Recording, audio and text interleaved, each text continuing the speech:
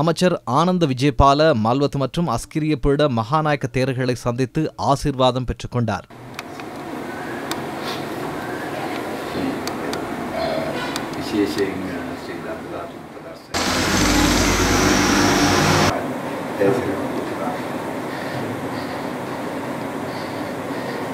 பின்னர் ஊடகங்களுக்கு கருத்து வெளியிட்ட அவர், பாதாள உலக குழு செயற்பாட்டை ஒழிப்பதற்கு தற்போது பல தீர்மானங்கள் மேற்கொள்ளப்பட்டுள்ளதாகவும் தெரிவித்தார்.